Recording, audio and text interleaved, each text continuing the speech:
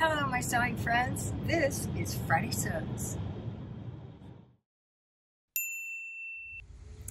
I'm Jen, and this clearly is not my sewing room. It is my aunt and uncle's back porch.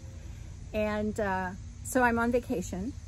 Just got out of the car a little while ago. Went to see my 95-year-old mother-in-law. She's amazing. And so I've been driving for this trip that I'm on. Getting to see lots of fun people, lots of family. And so let me tell you about the sewing, because there's sewing stuff to tell you about. Well, first off, on the way up here, we stopped in Knoxville, Tennessee. And I had lunch with Andra from Andra Makes. She is the most delightful person. I just love that woman. I just love her. So I was able to take her some patterns that I have been destashing. And I had also thought that she and I maybe could go thrifting together while I was in Knoxville. And she was under a time crunch, so she really couldn't do that. But I found a thrift store there that is essentially just a room in a community center where people and companies will donate fabric, patterns, notions, lace, yarn, all manner of things. And they just give it away. They just say, stop in and take what you need, what you want. They're just glad it's not going into a landfill. And me too. I mean, you know me, I walked in there and I was like, are you kidding? So I found a couple of pieces of fabric there that I passed on to Andra as well. I have such a haul to show you. And one of the things that happened was that I found a lot of spools of thread, like the wooden spools, the old kind. And so I was putting those into a bag. You know, I had 3 or 4 bags of stuff. And there was a woman there who was just starting to learn to sew. And she said, do you use those? And I said, well, I kind of collect them. And she said, you know what? I have a ton of those at home. I would love to send those to you. Oh my gosh. So I said, oh my goodness, I don't want you to have to do that. The postage gets expensive. She said, no, give me your address. So I did. Oh my gosh. So she apparently is going to send me those. And then when I got here to my hometown, I got a Facebook message from someone who lives here and apparently knows me. And I know her name. I don't know that I've met her, but she said, I saw that you were here and I have a lot of patterns that I thought I would offer you because I just don't use them anymore. And I said, oh, are you kidding? Oh my goodness, I'm a collector and my kids are gonna hate me when I'm gone because they're gonna have to get rid of all these patterns. But yes, I would be happy to take them. So I'm gonna do that.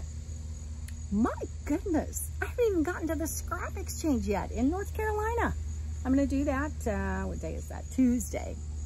So yeah, a lot happening on the sewing front. I will tell you that I was gonna go to Joann's, and I did. And I was going in for 2 McCall's patterns because I thought they were on sale for $1.99. Well, I got in there and I saw this. So, brief rant. I think a retailer should stand behind their advertising. I don't know who messed up, but that's not my job to know. That's the retailer's department. That's their thing. My thing as a consumer is to believe what they tell me in a sales ad. So if they tell me one thing, they should be honoring that. And they aren't. So not happy with Joann's. So, I hope you don't run into the same thing, but if you do, I feel bad for you because I feel bad for me too. Okay, so that's all the sewing and kind of the life because of Andra. And so this week's question is, how do you store your fabric? Well, first of all, you need to tell me how you store yours. And I wish I could show you, but I'm not in a sewing room, am I? I wrap mine onto squares or pieces of foam core that I get at Dollar Tree. I take the piece and I cut it into as many sections as I can that are close to the size of the cube units that form my cutting table.